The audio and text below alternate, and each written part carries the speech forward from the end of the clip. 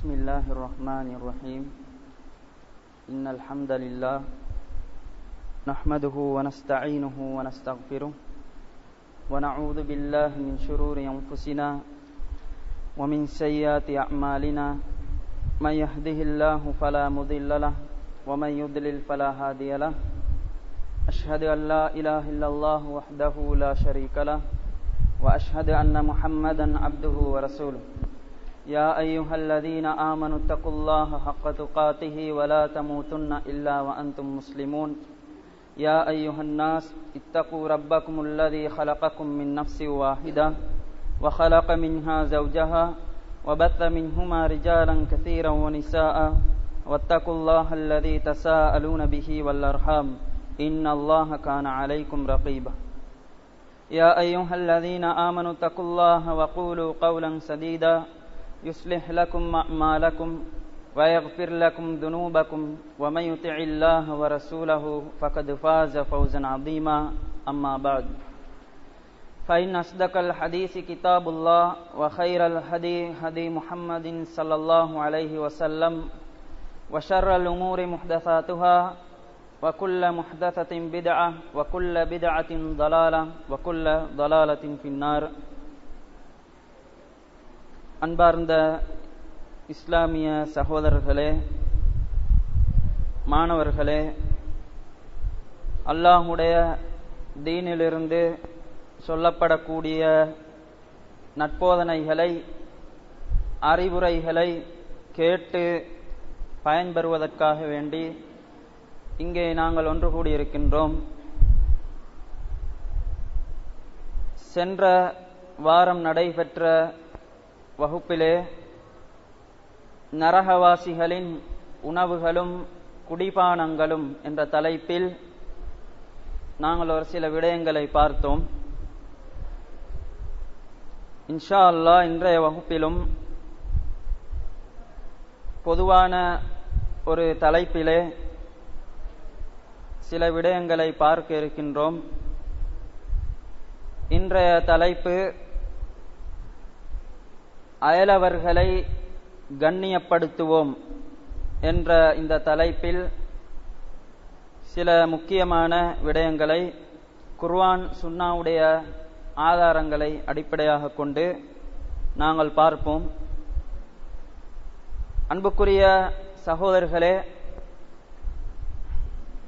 எவ்வாறு இஸ்லாம் அல்லாஹுக்குரிய கடமைகளை சரியாக நிறைவேற்றுமாறு வலியுறுத்தி இருக்கின்றதோ அதே போன்றுதான் மனிதர்களுக்கு செய்ய வேண்டிய கடமைகளை, உரிமைகளை சரியான முறையில் நிறைவேற்றுமாறு மார்க்கம் எங்களுக்கு கட்டளையிட்டு இருக்கின்றது.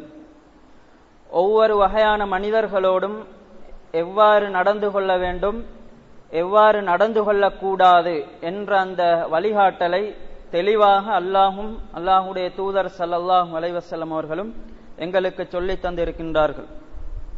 பெற்றோர்களோடு எவ்வாறு நடந்து கொள்ள வேண்டும், உறவினர்களோடு எவ்வாறு நடந்து கொள்ள வேண்டும், அதே போன்று நண்பர்களோடு எவ்வாறு நடந்து கொள்ள வேண்டும், அதாவது பொதுவாக மனிதர்களோடு எவ்வாறு நடந்து கொள்ள வேண்டும், பிள்ளைகளோடு எவ்வாறு நடந்து கொள்ள வேண்டும், பெரியவர்களோடு எவ்வாறு நடந்து கொள்ள வேண்டும், இவ்வாறு ஒவ்வொரு வகையான மனிதர்களுக்கும் அவர்களோடு எவ்வாறு நடந்து கொள்ள வேண்டும், எவ்வாறு அவர்களுடைய உரிமைகளை நிறைவேற்ற வேண்டும், அவர்களோடு எவ்வாறு நாங்கள் நடந்து கொள்ளக்கூடாது என்பதற்கான வழிகாட்டல்களை இஸ்லாம் எங்களுக்கு சொல்லி தந்திருக்கின்றது. அப்படியான மனிதர்களில் ஒரு சாரார் தான் அண்டை வீட்டாராக, அயலவர்களாக இருந்து கொண்டிருக்கின்றார்கள். அண்டை வீட்டார் என்று சொன்னால் எங்களுடைய வீட்டுக்கு பக்கத்திலே வசிக்கக்கூடியவர்களுக்கு நாங்கள் அண்டை வீட்டார், அயலவர்கள் என்று நாங்கள் கூறுவோம்.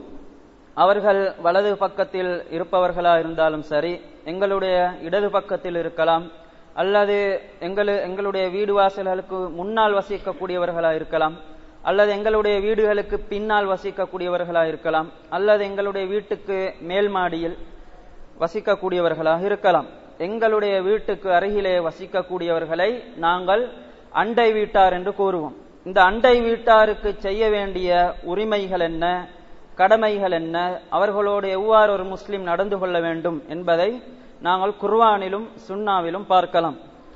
அந்த வகையிலே அன்புக்குரிய சகோதரர்களே, அண்டை வீட்டாரை கௌரவப்படுத்துமாறு, கண்ணியப்படுத்துமாறு, அவர்களுக்குரிய உரிமைகளை சரியான முறையில் நிறைவேற்றுமாறு இஸ்லாம் வலியுறுத்தி இருக்கின்றது.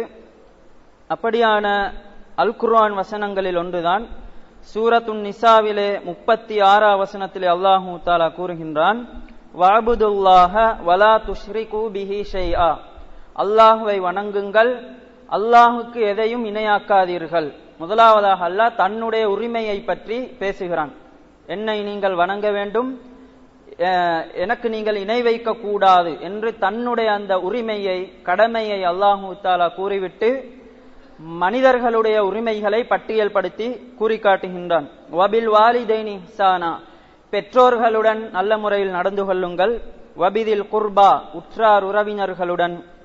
வல் யதாமா, அனாதைகளுடன். வல் மசாகீன், ஏழை எளியவர்களுடன். வல் ஜாரிதில் குர்பா வல் ஜாரில் ஜுனுப், அதாவது உறவினர்களாக இருக்கக்கூடிய அண்டை வீட்டார்களுடனும் உறவினர்கள் அல்லாத பக்கத்திலே வசிக்கக்கூடிய அண்டை வீட்டாருடனும். அதே போன்று வஸ்ஸாஹிபி பில் ஜம், எங்களுடைய நண்பர்கள், எங்களுக்கு பக்கத்தில் இருக்கக்கூடிய நண்பர்கள். வபின் சபீல், வழிப்போக்கர்கள். வமா மலக்கத் ஐமானுக்கும், உங்களுடைய வழக்கரம் சொந்தமாக்கி கொண்டவைகள், இவர்களோடு நீங்கள் நல்ல முறையில் நடந்து கொள்ளுங்கள் என்று அல்லாஹு தஆலா தன்னுடைய உரிமையை, கடமையை பற்றி கூறிவிட்டு இப்படியான மனிதர்களை அல்லாஹு தஆலா பட்டியல் படுத்துகிறான். இவர்களிலே சொல்லப்பட்ட ஒரு சாரார் தான் அண்டை வீட்டார்கள். அண்டை வீட்டார்களுடனும் நல்ல முறையில் நடந்து கொள்ள வேண்டும், அவர்களை கண்ணியப்படுத்த வேண்டும், அவர்களை கௌரவப்படுத்த வேண்டும் என்று அல்லாஹு தஆலா இந்த வசனத்திலே ஏவி இருப்பதை நாங்கள் பார்க்கலாம். ஹதீஸ்களை எடுத்துக்கொண்டால் கூட அண்டை வீட்டாருடைய விஷயத்திலே நபி அவர்கள் எந்த அளவுக்கு முக்கியத்துவம் வழங்கி இருக்கின்றார்கள் என்பதை நாங்கள் பார்க்கலாம். புகாரி முஸ்லிமிலே பதிவு செய்யப்பட்ட ஹதீஸ், நபி அவர்கள் கூறுகின்றார்கள், மாஸால ஜிப்ரீல் யூசீனி பில் ஜார், ஜிப்ரீல் அலைஹிஸ்ஸலாம் என்னிடத்தில் வந்து அண்டை வீட்டாரோடு நல்ல முறையில் நடந்து கொள்ளுமாறு வசியத்து செய்து கொண்டே இருந்தார். நபி அவர்கள் கூறுகின்றார்கள், அதாவது மலக்குகளிலே மிகச் சிறந்த மலக்காகிய ஜிப்ரீல் அலைஹிஸ்ஸலாம் என்னிடத்தில் வந்து நீங்கள் அண்டை வீட்டாரோடு நல்ல முறையில் நடந்து கொள்ளுங்கள் என்று வசியத், உபதேசம் செய்து கொண்டே இருந்தார். நபி அவர்கள் கூறுகின்றார்கள், எந்த அளவுக்கென்றால் ஹத்தா தனந்து அன்னஹு சைவர்ரிசுஹு, அதாவது ஒருவர் மரணித்தால் அவருடைய சொத்திலே அண்டை வீட்டாருக்கும் பங்கு கிடைக்குமோ என்று நான் நினைக்கின்ற அளவுக்கு அண்டை வீட்டாருடன் சேர்ந்து நடந்து கொள்ளுமாறு ஜிப்ரீல் அலைஹிஸ்ஸலாம் அவர்கள் எனக்கு அறிவுறுத்திக் கொண்டே இருந்தார் என்று நபி அவர்கள் கூறுகின்றார்கள். அதாவது எந்த அளவுக்கு ஜிப்ரீல் அலைஹிஸ்ஸலாம் அவர்கள் நபி அவர்களிடம் அண்டை வீட்டாருடைய விஷயத்தை பற்றி கூறினார்கள் என்றால், நபி அவர்கள் நினைக்கின்றார்கள், அதாவது ஒருவர் மரணித்தால் அவருடைய சொத்திலே எவ்வாறு உறவினர்களுக்கு பங்கு இருக்குமோ அதே போன்று அவருடைய அண்டை வீட்டாருக்கும் பங்கு கொடுக்க வேண்டும், அப்படியான நிலைமை ஏற்படும், அப்படி ஜிப்ரீல் அலைஹிஸ்ஸலாம் அவர்கள் கூறுவாரோ என்று அவர்கள் நினைக்கின்ற அளவுக்கு ஜிப்ரீல் அலைஹிஸ்ஸலாம் அவர்கள் அண்டை வீட்டாருடைய விஷயத்தை பற்றி அடிக்கடி நபி அவர்களுக்கு உபதேசம் வழங்கி கொண்டே இருந்தார்கள் என்ற செய்தியை புகாரி, முஸ்லிம் போன்ற கிரந்தங்களில் நாங்கள் பார்க்கலாம். ஆகவே அன்புக்குரிய சகோதரர்களே, இது போன்ற குர்ஆன் சுன்னாவுடைய ஆதாரங்களை நாங்கள் பார்க்கின்ற போது அண்டை வீட்டாருக்கு நல்லுபகாரம் செய்வது, அண்டை வீட்டாரை கண்ணியப்படுத்துவது ஒவ்வொரு முஸ்லிமான ஆண்கள் பெண்களின் மீதும் வாஜிப், கட்டாய கடமை என்பதை இப்படியான வசனங்களிலிருந்து நாங்கள் புரிந்து கொள்ளலாம். இன்று நாங்கள் சில இடங்களை பார்க்கலாம், அவர்களுடைய வீடுகள் மிக அருகில் இருக்கும், அவர்களுடைய வீடுகள் மிக அருகில் இருக்கும், ஆனால் அண்டை வீட்டார் என்ற அந்த உறவு மிக தூரத்தில் இருப்பதை நாங்கள் சில இடங்களிலே பார்க்கலாம். அதே போன்று சில மனிதர்கள் அவர்களுடைய வீடுகளிலே மாதக்கணக்கில், வருடக்கணக்கில் வாழ்ந்து கொண்டிருப்பார்கள். தன்னுடைய அண்டை வீட்டார் யார் என்று கூட தெரியாத அளவுக்கு சில மனிதர்கள் இருப்பதை நாங்கள் பார்க்கலாம். அந்த அளவுக்கு அண்டை வீட்டாருடைய விஷயம் இன்று அலட்சியமாக கருதப்படுவதை நாங்கள் சில இடங்களிலே பார்க்கின்றோம். அதே போன்று இன்னும் சில இடங்களை நாங்கள் பார்க்கின்ற போது சிறிய சிறிய பிரச்சனைகளுக்காக வேண்டி அண்டை வீட்டார் என்ற உறவை முறித்து வாழக்கூடிய பல முஸ்லிம்களை நாங்கள் பார்க்கலாம். ஒருவருக்கொருவர் ஏசியவர்களாகவும் மோசமான வார்த்தைகளை கொண்டு திட்டக்கூடியவர்களாகவும் அதே போன்று அவர்களுடைய திருமணங்களுக்கு இவர்கள் செல்ல மாட்டார்கள். அவர்கள் நோய்வாய்ப்பட்டால் அவர்களை விசாரிக்க செல்ல மாட்டார்கள். அவர்களுடைய வைபவங்களில் கலந்து கொள்ள மாட்டார்கள். இவர்களுடைய வைபவங்களுக்கு அழைக்க மாட்டார்கள். இவ்வாறு வீடுகள் ஒன்றோடொன்று அருகில் இருந்தாலும் அண்டை வீட்டார் என்ற அந்த உறவு துண்டிக்கப்பட்டு வாழக்கூடிய பல சகோதரர்களை நாங்கள் பார்க்கலாம். உண்மையிலே இது இஸ்லாம் எச்சரிக்கை செய்யக்கூடிய ஒரு விடயமாக இருந்து கொண்டிருக்கின்றது. ஒரு உண்மையான முஸ்லிமை பொறுத்தமட்டில் அண்டை வீட்டாருடைய விஷயத்திலே இவ்வாறு நடந்து கொள்ளக்கூடாது. மாற்றமாக ஒரு முஸ்லிம் தன்னுடைய பக்கத்து வீட்டாரோடு எவ்வாறு நடந்து கொள்ள வேண்டும் என்பதற்கு குர்ஆனிலும் சுன்னாவிலும் அழகான வழிகாட்டல்கள் இருக்கின்றன. அதைத்தான் ஒரு முஸ்லிம் பின்பற்றக்கூடியவனாக இருக்க வேண்டும். அன்புக்குரிய சகோதரர்களே, இன்று அண்டை வீட்டார்களுக்கு மத்தியில் ஏற்படக்கூடிய பிரச்சினைகள், சிக்கல்கள், குழப்பங்களுக்கு அடிப்படை காரணம் என்ன என்று நாங்கள் பார்க்கின்ற போது அண்டை வீட்டாருடைய விஷயத்திலே மார்க்கம் என்ன சொல்லி இருக்கின்றது என்பதை அவர்கள் தெரியாதவர்களாக புரியாதவர்களாக இருந்து கொண்டிருக்கின்றார்கள். அதன் காரணமாகத்தான் அண்டை வீட்டார்களுக்கு மத்தியிலே பிரச்சினைகளும் குழப்பங்களும் வாக்குவாதங்களும் அதிகரித்து செல்வதை நாங்கள் எங்களுடைய சமுதாயங்களிலே நாங்கள் பார்க்கலாம். அதே போன்று அண்டை வீட்டாருடைய அந்த விஷயத்தை முக்கியத்துவப்படுத்தி நபி அவர்கள் இன்னொரு செய்தியை கூறியிருக்கின்றார்கள். மன் கான யுமினு பில்லாஹி வல் யௌமில் ஆகிரி ஃபல்யுக்ரிம் ஜாரஹு. யார் அல்லாஹ்வையும் மர்மை நாளையும் நம்பிக்கை கொண்டுள்ளாரோ அவர் தன்னுடைய அண்டை வீட்டாரை, பக்கத்து வீட்டாரை அவர் கௌரவப்படுத்தட்டும், கண்ணியப்படுத்தட்டும் என்று நபி அவர்கள் கூறிய ஹதீஸ் புகாரி மற்றும் முஸ்லிமிலே பதிவாகி இருக்கின்றது. அன்புக்குரிய சகோதரர்களே, இந்த ஹதீஸை சற்று சிந்தித்து பாருங்கள். ஈமானையும் அண்டை வீட்டாருடைய விஷயத்தையும் நபி அவர்கள் சேர்த்து கூறுகின்றார்கள்.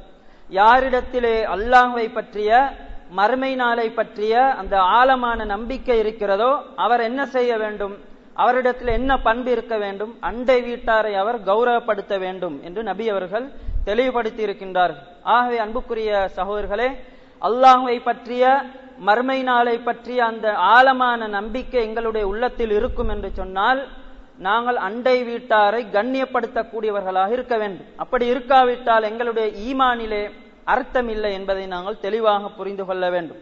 அதே போன்று யார் தன்னுடைய அண்டை வீட்டாரை கண்ணியப்படுத்தவில்லையோ, கௌரவப்படுத்தவில்லையோ, அவர்களுக்கு நல்லுபகாரம் செய்யவில்லையோ அவர்களுடைய ஈமான் பலவீனமான, குறைபாடுள்ள, தடுமாற்றத்திற்குரிய ஈமானாக இருக்கிறது, பூரணமான ஈமான் அல்ல என்பதைத்தான் இந்த ஹதீஸுக்கு எங்களுடைய உலமாக்கள் விளக்கம் கொடுக்கின்றார்கள். ஆகவே அன்புக்குரிய சகோதரர்களே, எங்களுடைய ஈமானை நாங்கள் உறுதிப்படுத்திக் கொள்வதாக இருந்தால் எங்களுடைய அண்டை வீட்டார்களை கவனித்துக் கொள்ளக்கூடியவர்களாக நாங்கள் இருக்க வேண்டும். அதே போன்று அன்புக்குரிய சகோதரர்களே, இன்னொரு செய்தியை நபி அவர்கள் கூறி காட்டுகின்றார்கள். வஹைருல் ஜீரானி இந்தல்லாஹி ஹைருஹும் லிஜாரிஹி. திர்மிதியிலே வரக்கூடிய ஹதீஸ். அதாவது அண்டை வீட்டார்களிலே மிகவும் சிறந்தவர் யார் என்று சொன்னால், அதாவது ஒருவர் இன்னொருவருக்கு அண்டை வீட்டாராக இருப்பார், ஒருவர் இன்னொருவருக்கு அண்டை வீட்டாராக இருப்பார். அப்படியான அண்டை வீட்டார்களில் அல்லாஹ்விடத்தில் மிக சிறந்தவர் யார் என்று சொன்னால் ஹைருஹும் லிஜாரிஹி. அண்டை வீட்டாருக்கு யார் சிறந்தவராக இருக்கிறாரோ அவர்தான் அல்லாஹ்விடத்தில் சிறந்தவர் என்று நபி அவர்கள் கூறுகின்றார்கள். தன்னுடைய அண்டை வீட்டாரை யார் கௌரவப்படுத்துகிறாரோ, கண்ணியப்படுத்துகிறாரோ, அவர்களுக்குரிய உரிமைகளை சரியாக நிறைவேற்றுகிறாரோ அவர்தான் அண்டை வீட்டார்களிலே மிக சிறந்த அண்டை வீட்டார், அல்லாஹ்விடத்திலே மிக சிறந்த மனிதர் என்ற அந்த நற்செய்தியையும் நபி ஸல்லல்லாஹு அலைஹி வஸல்லம் அவர்கள் கூறி காட்டி இருக்கின்றார்கள். அதே போன்று அன்புக்குரிய சகோதரர்களே, அண்டை வீட்டாருக்கு நாங்கள் செய்யக்கூடிய நல்லுபகாரங்களில் ஒன்றுதான் எங்களுடைய வீடுகளிலே சமைக்கக்கூடிய உணவுகளில் இருந்த ஒரு பகுதியை அவர்களுக்கு கொடுத்து அவர்களையும் உண்ண வைப்பது. இது நபி ஸல்லல்லாஹு அலைஹி வஸல்லம் அவர்களுடைய ஒரு சுன்னாவாக, ஒரு வழிமுறையாக இருந்து கொண்டிருக்கின்றது. சஹாபாக்களை பார்த்து கூட நபி அவர்கள் இதனை செய்யுமாறு கட்டளையிட்டு இருக்கின்றார்கள். நபி அவர்கள் அபூதர் ரதியல்லாஹு அன்ஹு அவர்களை பார்த்து கூறுகின்றார்கள், அபூதர் அவர்களே, இதா தபக்த மரகதன் ஃபஅக்ஸிர் மாஅஹா வ தஆஹத் ஜீரானக். நீங்கள் குழம்பு சமைத்தால் அதனுடைய தண்ணியை அதிகமாக சேர்த்துக் கொள்ளுங்கள். காரணம் என்ன? அதால் அந்த உணவிலிருந்து உங்களுடைய அண்டை வீட்டாருக்கும் நீங்கள் கொடுத்து உதவுங்கள் என்று அபூதர் ரதியல்லாஹு அன்ஹு அவர்களை பார்த்து நபி அவர்கள் கட்டளையிடுகின்றார்கள். முஸ்லிம் என்ற கிரந்தத்திலே இந்த ஹதீஸ் பதிவாகி இருக்கின்றது. அண்டை வீட்டாருக்கு எங்களுடைய வீடுகளிலே சமைக்கக்கூடிய உணவுகளில் ஒரு பகுதியை கொடுப்பது நபி அவர்கள் வலியுறுத்தி சொன்ன ஒரு அம்சம் என்பதை இந்த ஹதீஸிலே நாங்கள் பார்க்கலாம். அன்புக்குரிய சகோதரர்களே, இன்றைய காலத்திலே எங்களுடைய வீடுகளிலே அதிகமான உணவுகள் வீணடிக்கப்படுவதை நாங்கள் பார்க்கலாம். அதிகமாக சமைப்பார்கள், ஆனால் அவைகளை வீணாக வீசக்கூடிய ஒரு நிலைமையை நாங்கள் பார்த்து கொண்டிருக்கின்றோம். இப்படியான இந்த பாவத்திலிருந்து எங்களை காத்து கொள்வதற்கு இஸ்லாம் சொல்லித்தரக்கூடிய ஒரு வழிகாட்டல் தான் நாங்கள் சமைக்கக்கூடிய உணவுகளிலிருந்து ஒரு பகுதியை அண்டை வீட்டாருக்கு நாங்கள் கொடுத்து உதவுவோம் என்று சொன்னால் அண்டை வீட்டாருக்கு அந்த உணவு கொடுத்த நன்மையையும் பெற்றுக்கொள்வோம். உணவை வீண்விரயம் செய்வதிலிருந்து, அந்த பாவத்திலிருந்து எங்களை நாங்கள் பாதுகாத்துக் கொள்ள முடியும். இந்த இரண்டு நலவுகளையும் இந்த சுண்ணாவை அமுல்படுத்துவதன் மூலம் நாங்கள் பெற்றுக்கொள்ள முடியும் என்பதை தெளிவாக புரிந்து கொள்ள வேண்டும். அதே போன்று அன்புக்குரிய சகோதரர்களே, இன்னொரு விடயத்தை பாருங்கள். அதாவது யாராவது தன்னுடைய அண்டை வீட்டாருக்கு அன்றைய தினம் உண்பதற்கு எதுவும் இல்லை, குடிப்பதற்கு எதுவும் இல்லை, அவர்கள் பசியில் இருக்கின்றார்கள் என்று தெரிந்து கொண்டும் தான் மாத்திரம் வயிறு நிரம்ப சாப்பிடக்கூடியவர்களை பற்றி நபி அவர்கள் கடுமையாக எச்சரிக்கை செய்திருப்பதை பல ஹதீஸ்களிலே நாங்கள் பார்க்கலாம். பைஹகியிலே பதிவு செய்யப்பட்ட ஹதீஸ், நபி அவர்கள் கூறுகின்றார்கள், லைசல் முஃமினுல்லதி யஷ்பஉ வஜாருஹு ஜாஇஉன் இலா ஜம்பிஹி. தன்னுடைய அண்டை வீட்டார் பக்கத்திலே பசியாக இருக்கும்போது உண்பதற்கு எதுவும் இல்லாமல் குடிப்பதற்கு எதுவும் இல்லாமல் தன்னுடைய அண்டை வீட்டாரும் அவருடைய பிள்ளைகளும் பசியால் தாகத்தால் இருக்கின்ற போது அதனை தெரிந்து கொண்டும் பக்கத்து வீட்டார் என்ன செய்கிறார், தான் மாத்திரம் வயிறு நிரம்ப சாப்பிடுவார் என்று சொன்னால் அவர் உண்மையான முஃமினாக முடியாது என்று நபி அவர்கள் கூறியிருக்கின்றார்கள். ஆகவே பக்கத்து வீட்டார் பசித்திருக்கின்ற அந்த நிலைமையில் நாங்கள் மாத்திரம் சந்தோஷமாக எங்களுடைய குடும்பங்களோடு வயிறு நிரம்ப சாப்பிட்டு நாங்கள் மகிழ்வோம் என்று சொன்னால் நாங்கள் பூரண ஈமானை பெற்றவர்கள் அல்ல.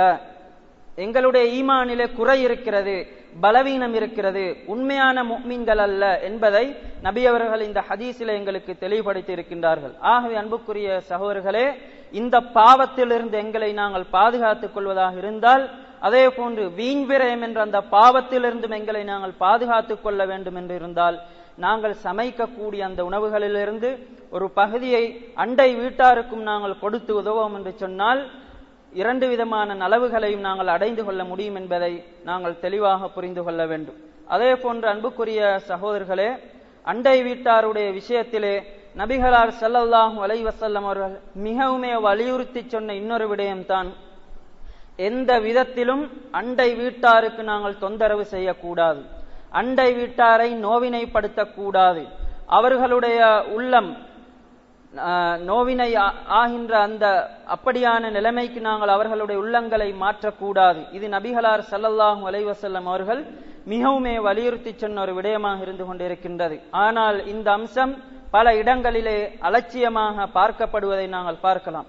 புகாரியிலே பதிவு செய்யப்பட்ட ஹதீஸ், நபி அவர்கள் கூறுகின்றார்கள், மன் கான யுமினு பில்லாஹி வல் யௌமில் ஆகிர் ஃபலா யுதி ஜாரஹு. யார் அல்லாஹ்வையும் மர்மை நாளையும் நம்பிக்கை கொண்டுள்ளாரோ அவர் தன்னுடைய அண்டை வீட்டாரை நோவினைப்படுத்த வேண்டாம், அவர்களுக்கு தொந்தரவு கொடுக்க வேண்டாம் என்று நபி அவர்கள் கூறியிருக்கின்றார்கள். ஆகவே யாரிடத்திலே ஈமான் இருக்கிறதோ அவர் என்ன செய்ய மாட்டார், தன்னுடைய அண்டை வீட்டாரை ஒருபோதும் தொந்தரவு செய்ய மாட்டார். யார் அண்டை வீட்டாரை தொந்தரவு செய்வாரோ, நோவினைப்படுத்துவாரோ, அவருடைய ஈமான் கேள்விக்குறியாக இருந்து கொண்டிருக்கிறது, அவருடைய ஈமான் பலவீனமான ஈமானாக இருக்கிறது என்பதைத்தான் இந்த ஹதீஸிலிருந்து நாங்கள் புரிந்து கொள்ளலாம். அன்புக்குரிய சகோதரர்களே, அண்டை வீட்டாருக்கு நோவினை கொடுப்பது, அவர்களுக்கு தொந்தரவு கொடுப்பது சாதாரண ஒரு பாவமாக நாங்கள் பார்த்து வருகிறோம். ஆனால் நபி அவர்கள் அதனை மிகவும் எச்சரித்திருக்கின்றார்கள். எந்த அளவுக்கு என்று சொன்னால், பின்னால் வரக்கூடிய இந்த ஹதீஸை பாருங்கள். நபி ஸல்லல்லாஹு அலைஹி வஸல்லம் அவர்களிடத்திலே ஒரு பெண்ணை பற்றி சஹாபாக்கள் முறைப்படுகின்றார்கள். ஒரு பெண்ணை பற்றி சஹாபாக்கள் நபி அவர்களிடம் வந்து கூறுகின்றார்கள், இன்ன ஃபுலானத்தன் தகூமுல் லைல் வ தஸூமுன் நஹார் வ தஃஅலு வ தஸத்தகு. சஹாபாக்கள் கூறுகின்றார்கள், அல்லாஹ்வின் தூதரே, ஒரு பெண் இருக்கிறாள், அந்த பெண் இரவிலே நின்று தொழுகிறாள், பகலிலே நோன்பு நோட்கிறாள், நன்மையான காரியங்களை செய்கிறாள், வசதி இல்லாதவர்களுக்கு தான தர்மங்களை கொடுத்து உதவுகிறாள். இப்படியான ஒரு பெண் இருக்கிறாள். ஆனால் வதுதி ஜீரானஹா, இப்படியான நன்மைகளை செய்த ஒரு பெண்ணாக இருந்தாலும் இவளுடைய ஒரே ஒரு குறைபாடு இருக்கிறது. தன்னுடைய பக்கத்து வீட்டாருக்கு இந்த பெண் நோவினை கொடுக்கிறாள், தன்னுடைய பக்கத்து வீட்டாரை தொந்தரவு செய்கிறாள். இப்படியான பெண்ணுடைய நிலைமை என்ன என்று சஹாபாக்கள் நபி அவர்களிடம் கேட்டபோது நபி அவர்கள் கூறுகின்றார்கள், லா ஹைர ஃபீஹா, அந்த பெண்ணிலே எந்த நலவும் கிடையாது என்று கூறினார்கள். அந்த பெண் தொழுதிருக்கிறாள், நோன்பு நோற்றிருக்கிறாள், தான தர்மங்களை செய்திருக்கிறாள். அவைகளை பார்த்து நபி அவர்கள் நலவு இருக்கிறது என்று கூறவில்லை. இந்த நன்மைகளை செய்தாலும் அண்டை வீட்டாரை அவள் புண்படுத்தி இருக்கிறாள், நோவினை செய்திருக்கிறாள். அந்த வகையிலே அந்த பெண்ணிடத்தில் எந்த நலவும் கிடையாது. ஹிய மின் அஹ்லின் நார், அந்த பெண் நரகத்தை சென்றடைவாள் என்று நபிகளார் ஸல்லல்லாஹு அலைஹி வஸல்லம் அவர்கள் கூறிய அந்த ஹதீஸ் இமாம் புகாரி அவர்களுடைய அல் அதபுல் முஃப்ரத் என்ற கிரந்தத்திலே பதிவாக இருக்கின்றது. அன்புக்குரிய சகோதரர்களை, சிந்தித்து பாருங்கள். ஒரு மனிதர் தொழுகிறார், இரவிலே நின்று வணங்குகிறார், தான தர்மங்களை கொடுக்கிறார், ஜகாத் கொடுக்கிறார். ஆனால் தன்னுடைய அண்டை வீட்டாரை கௌரவப்படுத்த மறந்து விடுகின்றார், தன்னுடைய அண்டை வீட்டாருக்கு தொல்லை கொடுக்கின்றார். இந்த மனிதருடைய நிலைமை என்ன? அவர் செய்த எந்த அமலும் அவருக்கு பிரயோசனம் அளிக்க மாட்டாது. அந்த மனிதர் சென்றடையக்கூடிய இடம் நரகம் என்பதை நபிகளார் ஸல்லல்லாஹு அலைஹி வஸல்லம் அவர்கள் எச்சரிக்கை செய்திருக்கின்றார்கள். ஆகவே அன்புக்குரிய சகோதரர்களே, வெறுமனே அல்லாஹுக்குரிய கடமைகளை மாத்திரம் செய்வோம் என்று சொன்னால் சுவர்க்கம் நுழைவோம் என்று நாங்கள் ஒரு போதும் எண்ணிவிடக் கூடாது. எவ்வாறு அல்லாஹுடைய கடமைகளை சரியாக நிறைவேற்றுகின்றோமோ அதே போன்று அடுத்த மனிதர்களுடைய உரிமைகளையும் நாங்கள் சரியாக நிறைவேற்றினால்தான் எங்களுக்கு சுவர்க்கம் இருக்கிறது என்பதை, சுவர்க்கம் நுழைய முடியும் என்பதை நாங்கள் தெளிவாக புரிந்து கொள்ள வேண்டும். அன்புக்குரிய சகோதரர்களே, இன்று பல இடங்களிலும் அண்டை வீட்டார்களால் நோவினை படுத்தப்படக்கூடிய பல சகோதரர்களை நாங்கள் பார்த்து கொண்டிருக்கின்றோம். எந்த அளவுக்கு என்று சொன்னால், அண்டை வீட்டாருடைய தொந்தரவுகளை, தொல்லைகளை தாங்கிக் கொள்ள முடியாமல் போலீஸ் நிலையங்களில் கூட முறைப்பாடு செய்யக்கூடிய அளவுக்கு அண்டை வீட்டாருடைய தொல்லைகள், தொந்தரவுகள், நோவினைகள் அதிகரித்திருக்கக்கூடிய பல இடங்களை நாங்கள் பார்க்கலாம்.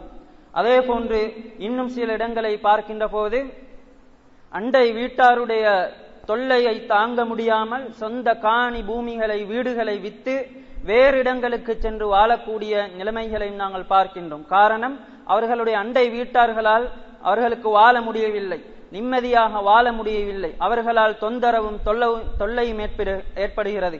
அதனால் வேறு இடங்களுக்கு சென்று வாழக்கூடிய பல சகோதரர்களை நாங்கள் பார்க்கின்றோம். இப்படியான மனிதர்களுடைய நிலைமையை பற்றி நபி அவர்கள் எச்சரிக்கை செய்யும் போது கூறுகின்றார்கள், வமா மின் ஜாரின் யத்லிமு ஜாரஹு வயக்ஹருஹு ஹத்தா யஹ்மிலஹு ذلك அலா அன் யஹ்ருஜ மின் மன்சிலிஹி இல்லா ஹலக்.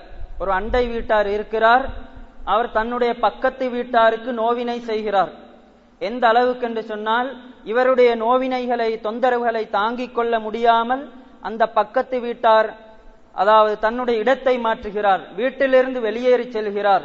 அந்த அளவுக்கு இவருடைய தொல்லைகளும் நோவினைகளும் இருக்கும் என்று சொன்னால் இவருக்கு அழிவு உண்டாகட்டும் என்று நபிகளார் ஸல்லல்லாஹு அலைஹி வஸல்லம் அவர்கள் அந்த மனிதருக்கு அழிவை வேண்டி பதுவா செய்திருக்கின்றார்கள் என்ற செய்தியை நாங்கள் இமாம் புகாரி ரஹ்மஹுல்லாஹ் அவர்களுடைய அல் அதபுல் முஃப்ரத் என்ற கிரந்தத்திலே நாங்கள் பார்க்கலாம். நாங்கள் செய்யக்கூடிய தொல்லைகளின் காரணமாக, நோவினைகளின் காரணமாக அதனை பொறுக்க முடியாமல் பக்கத்து வீட்டார் வேறு இடங்களுக்கு மாறி செல்வார்கள் என்று சொன்னால் எங்களுக்கு அழிவு ஏற்படும் என்று நபிகளார் ஸல்லல்லாஹு அலைஹி வஸல்லம் அவர்கள் எச்சரிக்கை செய்திருக்கின்றார்கள் என்று சொன்னால், அண்டை வீட்டாரை நோவினைப்படுத்துவது, அவர்களை புண்படுத்துவது ஒரு சிறிய சாதாரண ஒரு பாவம் கிடையாது, ஒரு குற்றம் கிடையாது என்பதை நாங்கள் தெளிவாக விளங்கிக் கொள்ள வேண்டும். அன்புக்குரிய சகோதரர்களே, அண்டை வீட்டாருக்கு நோவினை செய்யக்கூடிய அந்த அமைப்புகள், அந்த வடிவங்கள் ஒன்றல்ல இரண்டல்ல. எங்களுடைய உலமாக்கள் அண்டை வீட்டாருக்கு எவ்வாறு நோவினைகள் நடக்கின்றன, இடம்பெறுகின்றன என்பதை அவர்கள் தெளிவுபடுத்தி இருக்கின்றார்கள். அப்படியான சில விடயங்களை உங்களுக்கு நான் சொல்லிக் காட்டுகிறேன்.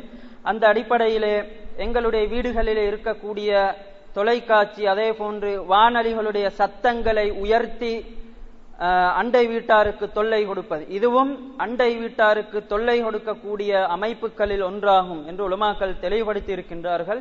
இதுவும் ஹராமாக்கப்பட்டது என்பதை நாங்கள் தெளிவாக புரிந்து கொள்ள வேண்டும்.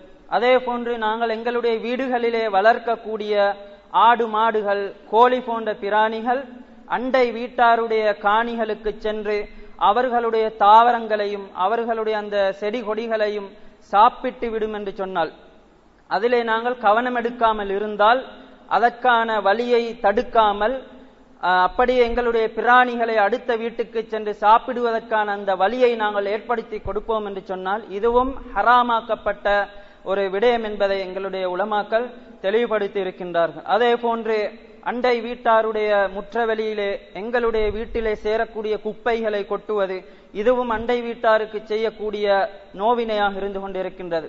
அதே போன்று அண்டை வீட்டாருடைய வீடுகளை வீட்டு சுவர்களை பழுதாக்குவதும் அண்டை வீட்டாருக்கு செய்யக்கூடிய நோவினையாக இருந்து கொண்டிருக்கின்றது. அதே போன்று அண்டை வீட்டாருடைய அந்த வீட்டுக்குள்ளே அல்லது அவர்களுடைய அந்த இடத்திலே எங்களுடைய மரங்களின் கொப்புகளும் இலைகளும் விழுகின்றவாறு எங்களுடைய மரங்களை நாங்கள் கவனிக்காமல் நீளமாக வளர்ப்போம் என்று சொன்னால், இதுவும் உலமாக்கள் அண்டை வீட்டாருக்கு செய்யக்கூடிய நோவினை என்று தெளிவுபடுத்தி இருக்கின்றார்கள். அதாவது எங்களுடைய வீடுகளிலே வளர்க்கக்கூடிய அந்த மரங்களை நாங்கள் அடிக்கடி கவனிக்கக்கூடியவர்களாக இருக்க வேண்டும். நாங்கள் வளர்க்கக்கூடிய மரங்கள் அண்டை வீட்டாருக்கு தொந்தரவாக இருக்கிறதா, அதிலிருந்து ஏதாவது அவர்களுடைய வீட்டுக்குள் விழுகிறதா என்று அடிக்கடி கவனம் செலுத்தக்கூடியவர்களாக இருக்க வேண்டும். நாங்கள் இது விடயத்திலே பொடுபோக்காக இருந்தால், இதுவும் அண்டை வீட்டாருக்கு செய்யக்கூடிய ஹராமாக்கப்பட்ட தொந்தரவு வகைகளில் ஒன்றாக அடங்கும் என்று உலமாக்கள் தெளிவுபடுத்தி இருக்கின்றார்கள். அதே போன்று அண்டை வீட்டாருடைய மரங்களிலிருந்து விழக்கூடிய பழங்களை கனிகளை அவர்களுடைய அனுமதியின்றி சாப்பிடுவதும் ஹராமாக்கப்பட்ட அண்டை வீட்டாருக்கு செய்யக்கூடிய தொந்தரவுகளில் ஒன்றாகும் என்று உலமாக்கள் தெளிவுபடுத்தி இருக்கின்றார்கள். அதே போன்று அண்டை வீட்டாருடைய வீட்டிலே திருடுவது, அண்டை வீட்டு பெண்களை எட்டி பார்ப்பது, இது போன்ற பல அமைப்புகளை பல வடிவங்களை உலமாக்கள் சொல்லி தந்திருக்கின்றார்கள். அத்தனை வகைகளும் அண்டை வீட்டாருக்கு செய்யக்கூடிய நரகத்தில் எங்களை கொண்டு போய் சேர்க்கக்கூடிய அவர்களுக்கு செய்யக்கூடிய தொந்தரவுகளும் நோவினைகளும் என்று உலமாக்கள் தெளிவுபடுத்தியிருப்பதை அவர்களுடைய புத்தகங்களிலே நாங்கள் பார்க்கலாம். அதே போன்று அண்டை வீட்டாருக்கு செய்யக்கூடிய நோவினைகளில் இன்னொன்றுதான், அதாவது அவர்களுடைய காணிகளை எங்களுடைய காணிகளோடு சேர்த்து வேலி போட்டுக் கொள்வது, இதுவும் அவர்களுக்கு அண்டை வீட்டாருக்கு செய்யக்கூடிய அநியாயமாகவும் அவர்களுக்கு செய்யக்கூடிய ஹராமாக்கப்பட்ட நோவினையாகவும் இருந்து கொண்டிருக்கின்றது. அவர்களுடைய நிலத்திலே ஒரு பகுதியை எங்களுடைய நிலத்தோடு சேர்த்து வேலியை போட்டுக் கொள்வதும் மார்க்கத்திலே ஹராமாக்கப்பட்ட நபி அவர்களால் எச்சரிக்கை செய்யப்பட்ட ஒரு குற்றமாக இருந்து கொண்டிருக்கின்றது. புகாரி முஸ்லிமிலே பதிவு செய்யப்பட்ட ஹதீஸ், நபி அவர்கள் கூறுகின்றார்கள், மன் அகத சிபிரம் மினல் அர்தி துல்மன், யார் அநியாயமாக இன்னொருவருடைய காணியை அபகரித்துக் கொள்கிறாரோ, ஒரு சான் அளவாவது இன்னொருவருடைய நிலத்திலிருந்து தன்னுடைய காணியோடு சேர்த்து கொள்கிறாரோ, அவருக்குரிய தண்டனையை பற்றி நபியர்கள் கூறும்போது, இந்த பூமியை போன்று 7 பூமிகள் அவருடைய கழுத்திலே மாலையாக மாட்டப்படும், அதனை அவர் சுமப்பார் என்று நபிகளார் ஸல்லல்லாஹு அலைஹி வஸல்லம் அவர்கள் எச்சரிக்கை செய்திருக்கின்றார்கள். ஒரு சான் அளவு அடுத்த மனிதருடைய காணியிலிருந்து நாங்கள் எடுத்துக்கொள்வோம் என்று சொன்னால், இந்த பூமியை போன்று 7 பூமிகள் கொண்டு வரப்பட்டு அந்த 7 பூமிகளும் மாலைகளாக அந்த மனிதனுடைய கழுத்திலே மறுமை நாளில் மாட்டப்படும் என்று நபிகளார் ஸல்லல்லாஹு அலைஹி வஸல்லம் அவர்கள் எச்சரிக்கை செய்திருக்கின்றார்கள். ஆகவே அன்புக்குரிய சகோதரர்களே, எங்களுடைய காணிகளை நாங்கள் அளக்கின்ற போது, அவைகளை நாங்கள் எல்லையிடுகின்ற போது, அடுத்தவர்களுடைய காணியிலே ஒரு சிறிய பகுதியும் எங்களுடைய காணிக்குள் சேர்ந்து விடாமல் மிகவும் எச்சரிக்கையாக நாங்கள் இருப்பதற்கு கடமைப்பட்டு இருக்கின்றோம். அதே போன்ற அன்புக்குரிய சகோதரர்களே, அண்டை வீட்டாருக்கு செய்யக்கூடிய நல்லுபகாரங்களில் ஒன்றுதான் அவர்களுக்கு ஏதாவது ஹதியா அன்பளிப்பு கொடுப்பது. ஆயிஷா ரலியல்லாஹு அன்ஹா அவர்கள் கூறுகின்றார்கள், யா ரசூல் அல்லாஹ், அல்லாஹ்வின் தூதரே, இன்னலி ஜாரைன், எனக்கு 2 அண்டை வீட்டார்கள் இருக்கிறார்கள். ஃபஇலா ஐயிஹுமா உஹ்தி, இந்த 2 அண்டை வீட்டார்களிலும் நான் யாருக்கு அன்பளிப்பு கொடுக்க வேண்டும்? என்னிடத்தில் ஒரு அன்பளிப்பு இருக்கிறது, இதை நான் அண்டை வீட்டாருக்கு கொடுத்து உதவ விரும்புகிறேன். ஆனால் 2 அண்டை வீட்டார்கள் இருக்கிறார்கள், இந்த அன்பளிப்பை நான் யாருக்கு கொடுப்பது என்று ஆயிஷா ரலியல்லாஹு அன்ஹா அவர்கள் கேட்டபோது நபி அவர்கள் கூறுகின்றார்கள், உங்களுடைய வீட்டு வாசலுக்கு எந்த அண்டை வீட்டார் மிக நெருக்கமாக இருக்கிறாரோ அவருக்கு நீங்கள் உங்களுடைய ஹதியாவை கொடுங்கள் என்று நபிகளார் ஸல்லல்லாஹு அலைஹி வஸல்லம் அவர்கள் கூறுகின்றார்கள். இந்த ஹதீஸ் புகாரியிலே பதிவு செய்யப்பட்டிருக்கின்றது. இந்த ஹதீஸிலே நாங்கள் பெறக்கூடிய மிக முக்கியமான பிரயோசனம் படிப்பினை என்ன என்று சொன்னால், சஹாபா பெண்மணிகள் தங்களுடைய அண்டை வீட்டார்களுக்கு ஹதியா கொடுக்க வேண்டும், அவர்களுக்கு தர்மம் கொடுக்க வேண்டும், அவர்களுக்கு ஏதாவது அன்பளிப்பு கொடுக்க வேண்டும் என்பதில் சஹாபி பெண்மணிகள் மிகவும் ஆர்வமாக இருந்திருக்கின்றார்கள் என்பதை நாங்கள் தெளிவாக இந்த ஹதீஸிலே பார்க்கலாம். அதே போன்றுதான் எங்களுடைய முஸ்லிம் பெண்களும் அவர்களுடைய அண்டை வீட்டார்களுக்கு ஏதாவது கொடுத்து உதவி, இப்படியான சஹாபி பெண்மணிகளை முன்மாதிரியாக எடுத்துக்கொண்டு அண்டை வீட்டாருக்கு ஹதியாக்களை தர்மங்களை கொடுத்து அல்லாஹ்விடத்திலே நன்மைகளை பெற்றுக்கொள்வதற்கு எங்களுடைய முஸ்லிமான பெண்களும் முயற்சி எடுக்கக்கூடியவர்களாக இருக்க வேண்டும். அன்புக்குரிய சகோதரர்களே, இன்றைய வகுப்பிலே அண்டை வீட்டாருடைய விஷயத்திலே இஸ்லாம் எந்த அளவுக்கு முக்கியத்துவம் வழங்கி இருக்கின்றது, அவர்களை கண்ணியப்படுத்துவது கௌரவப்படுத்துவது கட்டாயமான அம்சம் என்பதையும், அதே போன்று அவர்களுக்குரிய உரிமைகளை கொடுப்பதற்கு மறந்துவிட்டால், அவர்களுக்கு நாங்கள் தொந்தரவு தொல்லைகளை கொடுத்து விட்டால் அது எங்களை நரகின்பால் கொண்டு போய் சேர்த்துவிடும் போன்ற எச்சரிக்கை செய்யக்கூடிய நபிகளாருடைய பல ஹதீஸ்களை நாங்கள் பார்த்தோம். ஆகவே அன்புக்குரிய சகோதரர்களே, எங்களுடைய ஈமானை நாங்கள் உறுதிப்படுத்திக் கொள்ள விரும்பினால், அந்த நரகத்திலிருந்து எங்களை பாதுகாத்து சுவர்க்கம் செல்வதற்கு நாங்கள் விரும்பினோம் என்று சொன்னால், எங்களுடைய அண்டை வீட்டார்களை, அயலவர்களை, பக்கத்து வீட்டார்களை சரியான முறையில் அவர்களுக்குரிய கடமைகளை உரிமைகளை நிறைவேற்றி அவர்களை கௌரவப்படுத்தக்கூடியவர்களாக நானும் நீங்களும் இருக்க வேண்டும் என்று கேட்டு விடைபெறுகின்றேன். சுப்ஹானக்கல்லாஹும்ம வ பிஹம்திக் அஷ்ஹது அல்லா இலாஹ இல்லா அன்த அஸ்தக்ஃபிருக வ அத்தூபு இலைக்.